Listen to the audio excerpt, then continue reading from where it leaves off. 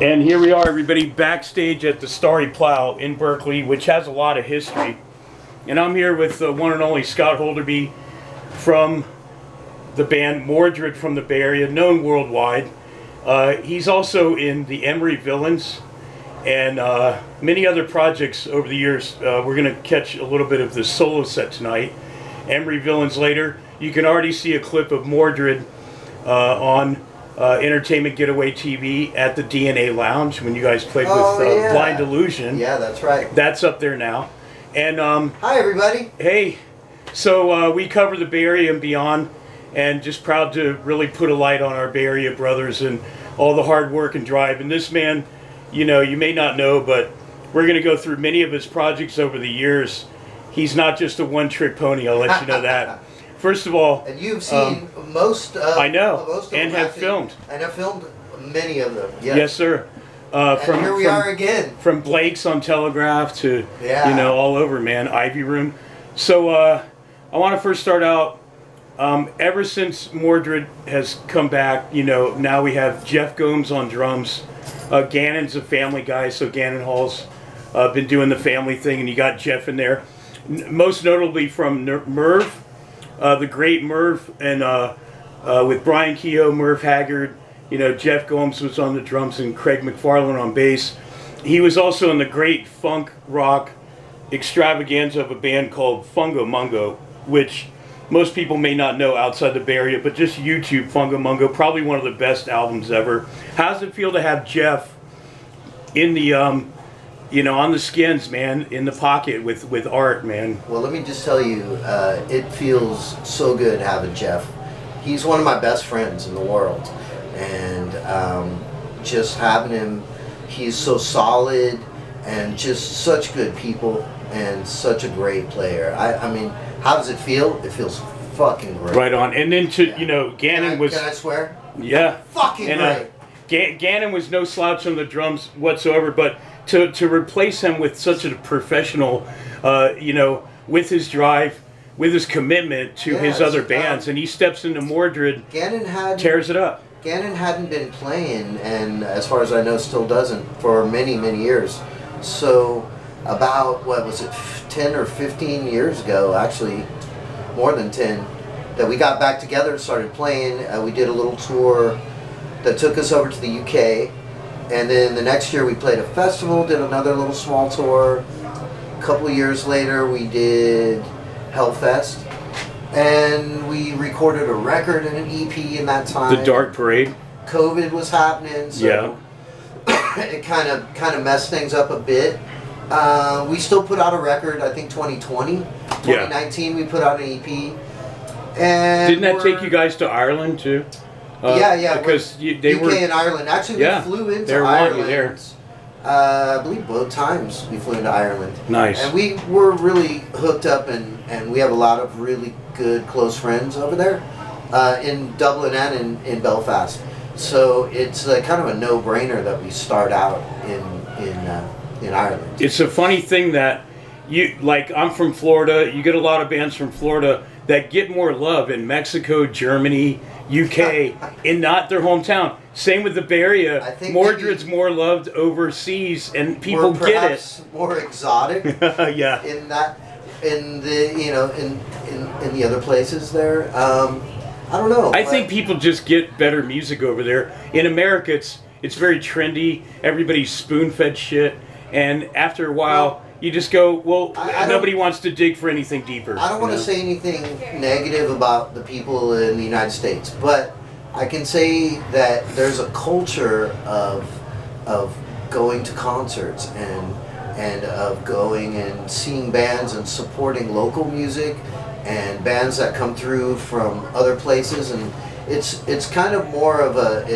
it's set up more of a thing over there, whereas here it seems like the live music thing has kind of been dying out due to, you know... But also, come on, I mean, with things like The Voice and, America's Got Talent, people are really spoon-fed. They want not a band, but the solo artist. They want not an original tune, but a cover tune. It's very trendy. It's very like, Well, did you win a then Grammy? If you didn't, you don't matter, you know? Then So the type of person you're talking about will be very happy about AI, because you can look up and find some stuff just like that. you can now have To your AI heart's write a desire. song for you, you know? There Yeah, you go. you can. Wow. Yeah. So yeah, Not proud of that, but you know, that's where we're So- headed. So getting back to we're trying to build something over here. Yeah. in our home state and in our home country, and especially with Emery Villains, you know, where this sort of came about because I met a lady, Rhoda Jean, who's now 92 and still plays with us from time to time. But she had a group with her brothers back in the 40s and 50s, Carolina Drifters they were called, and they did a sort of rockabilly western swing. It's like rockabilly before rockabilly was even a thing. And so I met her, was doing some work at her house. She has the same accent as my grandparents. She's from like 30 miles away from where they're from in Oklahoma. Yeah. And you know, just it felt real homey. A couple days later, after working there, she was like, "Hey, you like music? I like music. I play." I'm like, "Oh, really?" She's like, "Want to hear my tape?" So I'm like, "Sure, why not?" So she got these CDs made. I pop it in. I had a little CD player I'm playing at work, and this stuff was so good. It was like, you know, Hank Williams Sr. kind of level. Yeah. You know, right at that cusp between rockabilly and western swing, kind of hillbilly stuff. Really good tunes. And I was just like, "Well, Rhoda, what are you doing with these tunes?" She's like, "Nothing. We're playing them. Get your guitar." Mm-hmm. Nice. So yeah, we started playing, and I was like, "Well, we need a doghouse bass player." So I got my brother Hank. Yeah. That, you know, been knowing since high school, and you know, he's like a brother. He's not my actual brother, but he looks like he could be. Yeah. And then Danny Boy from Mordred, who I've taken and played in a couple of projects with, and the man can play the guitar. Was he always in Emery Villains since day one? Yeah, since day one. Okay, I didn't know, because when I saw those earlier videos, I didn't place it until I just saw I smoked cigarette, and then I said, "Danny with the beard and the short hair, holy shit, that's him." So yeah, no, that was Danny Boy the whole what time. other bands was Danny in with you besides Mordred and now Emery Villains? He was in the Church of the Grand Funk, which later went on to become the Mofessionals. Okay, I I remember them. them They're from- amazing band. Yeah, they were. Look them up, people. great The bands. Mofessionals. So we were in the early, like, incantation of the Mofessionals, which we call the Church of the Grand Funk. Oh wow. So it wasn't Was all this of before the members. female singer Zoe Yes, came into before- play and all that? Before Zoe and I can't remember the other gal's name, but before those gals were in, and before Chris Berger was with them. Remember Alphabet Soup, Chris Berger? I mean, there's Yeah, some yeah. good Of course Bay I Area talent. But it was Do like your John search in history. Wilson, Danny White, Yeah. Nick Wolf, Lauren Jones, and me were the original members of that band. And you would say that's like was a total soul funk trip, right? Yeah. Yeah. And really, I learned so much from playing with those guys, and Danny too. That was during when we were playing with Mordred too. So Here's a funny lot of thing. That stuff we used and we learned and we played with Mordred fast. Yeah. With like some aggressive guitars behind it, but yeah. Nice. I want to bring this up too because I saw the show of you guys at the Haight Street Fair, and Danny wasn't there, but Gannon was, and then Spin played guitar, and then I found out through the grapevine that Danny was actually part of Spin's Mercenary at one point, and they Yeah. used to play funk tunes at the end of their session, which kind of like drifted into the Mordred sound. Am I correct on this, or? I don't know. I heard anything somebody, about- but I don't know heard the anything about connection with funk Danny. tunes, Yeah. But I could say this: Jim, our guitar player, was in Mercenary. And Heathen too, we might And add. Heathen. Yeah. Danny was in Mercenary before Mordred, and so Jim and Danny kind of switched places in Mercenary, and Sven was also in Mordred, and Slade Anderson, the drummer, was also in Mordred. And Wow, Mercenary. very history. And Gannon Wow. was also in Mercenary, and then joined Mordred, pretty early on with us. So we really, we might as well call it Mordredary. The only person I think from Mordred that hasn't played in Mercenary is myself and Art, maybe. Yeah. But I don't know, maybe Art's even filled in. It just might be me. Yeah. I got to go do a backup or something with those guys. Wow. So, I want to get into, you know, the new record you guys, I mean, you guys are working on a new one after Dark Parade. Anything you can tell us about that, or any single that you're promoting actually right now from that, or no? Well, what's going on? We're just fixing to start recording that. Okay. So we have some of the tunes ready, some of the tunes are still working on. So we're kind of at the beginning phase. We've been writing for a while, but we're kind of in the beginning phase of recording them. And you know what happens when you start recording, or maybe you don't, you can sort of make things more concise, fix things that you find troublesome when you're doing it, and just kind of like refine it, maybe is the better way.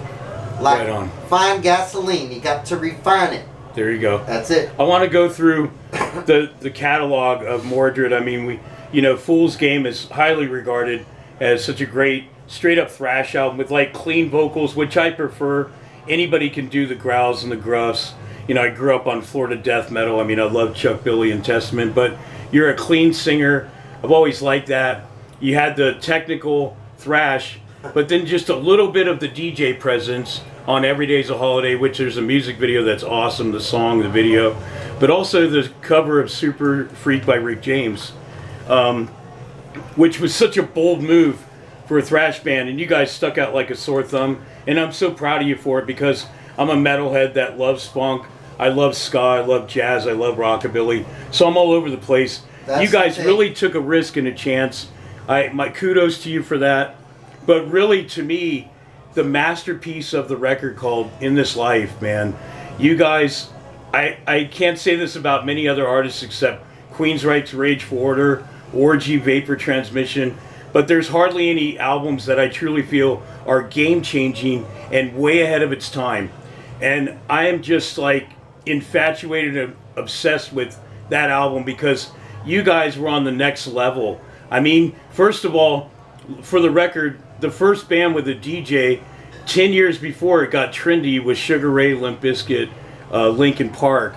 These guys had the DJ, but they had the funk metal going on. We did it a little bit differently in that we were more like turned on by like the funky 16 corner kind of early JB's kind of vibe and sound, and we were into like Public Enemy and Ice-T and later NWA and that kind of stuff, where they were like, it was hard but it was funky, and it was the way the beat kind of crossed over, and I don't know how to describe it exactly. You guys were on another level, man, and to this day that record is very urban kind of sound. It's so way ahead of its time, dude, and you guys should be so proud of that record. Whenever I want to introduce somebody to an album and a band that's like just, light years ahead of what else has been done, that is the record, man. So then we can't keep out the Vision EP, which, West County Hospital, dude, the female vocals, your vocals on the other songs are just fucking fantastic. I wish it was a full album, because that's a great EP. What do you remember about Visions? Oh, I love doing that record. Yeah. It was so much fun to make. Give me some kind of memory on that. Well, maybe some shows or recording the songs, or you coming up with set songs. Well, I mean, I was working in Fantasy Studios at the time, and one of the engineers would later become my brother-in-law. Shortly after that, I met his little sister, and we fell in love and got married, and we're still married today. Oh, nice. So I could really say that I've got a lot of good Fantasy Studios memories, and memories of working on that Vision record, and then also working on the Organization records. And you did. What'd you do with that? Was Death Angel after when Mark split, and it was the other guys did the Organization? Yeah. Were you working in the studio on that? Working in the studio. I was like, assistant engineer. So basically, they had Vinny and Michael Rosen working on it. So it wasn't like they needed a huge amount of assistance, but it was just a title and an excuse to hang out while shit was working. And I'd set up mics, tear down mics, that kind of thing. Rob's an exceptional singer. Rob's an exceptional singer. Yeah. And Andy is a great singer too. And we ended up touring with the organization. We did Dynamo Festival with them, and we did a full-on like UK and some Europe. I have to say, for the record, another one of those perfect albums to me, thrash or not, is Act 3. The 2 acoustic songs. Out there doing Act 3 I know. Right now. That's a masterpiece of a record, right up there with In This Life. I just gave Ted a brand new Emery Villains t-shirt. Oh, nice. To take on his tour with him. Yeah, nice, man. And yeah, I got the whole lowdown for that, and can't wait for the Christmas shows. And dude, I'm so sorry I gotta cut this, but I gotta get ready to play. Okay. But we can continue after I'm done. Be playing about like maybe, well. Let's do it. Yeah, are you gonna hang out? I will, to finish this interview. Okay. Awesome. Thank you, Scott. Hey, here we are again, backstage story, Plough, Berkeley with Scott Holderby. Just got through doing the solo set of Emery Villains tunes, right? Yes. Yes. How long has Emery Villains been going? And what are the highlights? We know you've done some music videos, some live shows. Let's have that. It started out in, I think it was 1948. Okay. And there was a hiatus there for a while. And then it restarted in 2018, 19, somewhere in that neighborhood, right before the COVIDs. And it's been going strong ever since. You must have took a trip to the Fountain of Youth, my friend, because you looked younger than ever. Well, what's happened is that we're sort of the second generation of the Emery Villains, in that I was telling you earlier about a lady, Rhoda, that I met up with in about, I don't know, it took about a week or so, maybe a week and a half before she adopted me. And she's like my real ass grandma. And these tunes, obviously I've written a ton of tunes since then, but the first few tunes that we played were from Rhoda and her brothers from back in the late 40s, early 50s. So how'd you get into this style of music of Americana country? Because I grew up on outlaw country. Yeah. I love stuff like Brian Setzer Orchestra, Stray Cats, Elvis, and all the classics, man. How did you first get into that style, and what made you pursue that? I think the very first album I owned was Elvis. But even before that, before I even owned records, my grandfather played guitar. And he listened to like Bob Wills kind of era stuff. And that's where I learned my first 4 chords was from my grandpa. It's like, Grandpa, it hurts pressing down that A chord and that D chord. It's like, well, you just keep on doing it. Just for the record, the name Harley Holderby goes many generations, right? That's actually, my grandpa's your son was now, Harley, and your dad, and my dad Harley Ray, and and then my son is Harley Dean Holderby. Harley Scott Holderby, right before you. Well, I sort of pulled that name on. I'm not gonna lie, my mother never wanted me to be a Harley. Okay. But I sort of made myself one later in life. Right on. Well, Scott, I think it's important to bring up all the great projects you did. I want to name the bands, you name the style, and tell the people what a good memory was from that band, that lineup. We'll move on to the next one. Harley's Angels, Blake's. What was the year? What kind of band were you working with there, and what kind of style? I want to say that was 2000, maybe 1999, 2000 in there. And it was Errol Cooney, who went on to play with Stevie Wonder and Janet Jackson, all these other people, and played guitar. And Jim Maddox and Jake the Snake, 2 different bass players, played for a different time in there. And that just a great lineup, really top-notch players. And what was the style? I mean, didn't you, if I recall, you had horns, acid right? Jazz, kind of. Acid jazz, soul kind of stuff. Yeah. Right on, man. Here's another one. The High Nobles. Oh, that was fun. That was Greg Ingram from the Avengers, and Jeff Hatchfield on the keys, and Guy Austin. Anyway, that was a lot of fun. The House played bass for a little while in that one too. Oh, nice. House from Limbo Maniacs, if you don't remember. So, and that what kind of style was that? Would you say that's like it was like if you mixed Otis Redding and like garage rock. Like I remember the 60s. badass organ player in that band. Yeah. I filmed you guys at remember Annie's Social Club? Yes. And we'll bring it back to Alameda at the that bar on the corner in Alameda. I know you guys rock that place. So the High Nobles, really fucking high energy, great band. I definitely remember filming, have a couple shows on that. So let's go down to memory lane to Borstal Holiday. Now, that was sort of more just straight garage rock kind of sound. Three-piece, if I recall correctly. Yeah, it was a three-piece. Yeah. Yeah. Borstal Holiday. Borstal Holiday, yeah, that was a lot of fun. Mr. Mark on the guitar and Ginger Bremer on the drums. And that was a sort of a continuation of Blue Sun. Yeah. That was a band from earlier. Yeah. And you know what, bro? I feel bad doing this, but like I kind of wanted to see these guys